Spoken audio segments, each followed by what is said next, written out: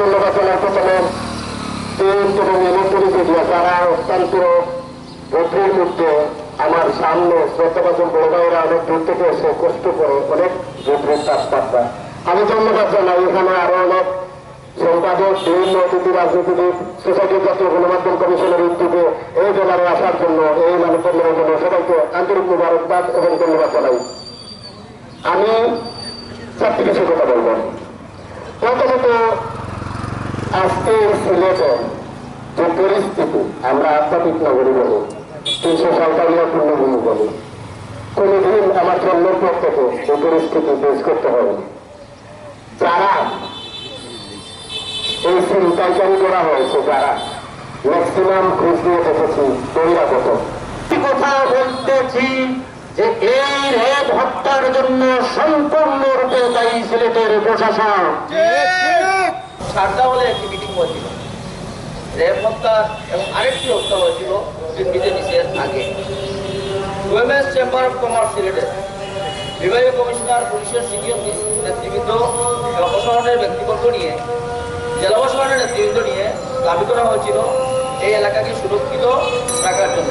প্রধানমন্ত্রী সহ যে সমস্ত রাজনীতিবিদরা তাদের বাড়ি থেকে সান্ত্বনা দিচ্ছেন, গতদিন বিরোধী দলীয় নেতা আমার ভাইমার বাড়িতে গিয়ে সান্ত্বনা দিয়েছেন।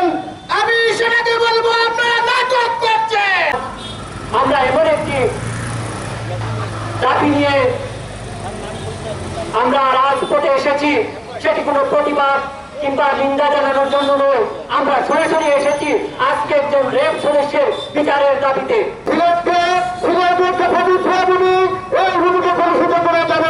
আমি অবিলম্বে এদের দৃষ্টান্তমূলক শাস্তি দাবি করছি এবং প্রশাসনকে আরো সচেতনতা থাকার জন্য অনুরোধ জানিয়ে। এই র্যাব সদস্য উনি সিভিলে ছিলেন, এই জায়গায় উনি এসেছিলেন কি কারণে তা জানি না।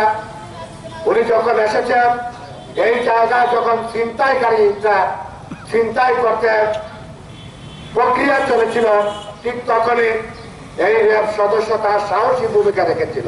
যে গত 22 তারিখে এই জায়গায় যে হত্যা করেছে এবং যে মৃত্যুবরণ করেছে, এই আমাদের ঐতিহ্যবাহী সিলেটের ঐতিহ্যবাহী কেন্দ্রী এবং আলী আমজাদের বাড়ি, এই পাশে তাকে নির্মমভাবে হত্যা করেছে একটি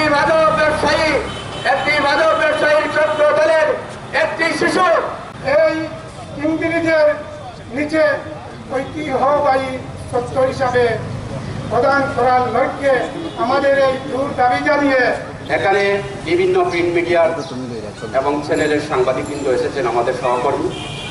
আমরা আসলে একজন র্যাব সদস্য, আইনের একজন সদস্য হত্যার আমরা খুবই মর্মাহত এবং খুবই বেদনা নিয়ে এই বিষয়টুকু আজকে মানববন্ধনে আমরা উপস্থিত হয়েছি।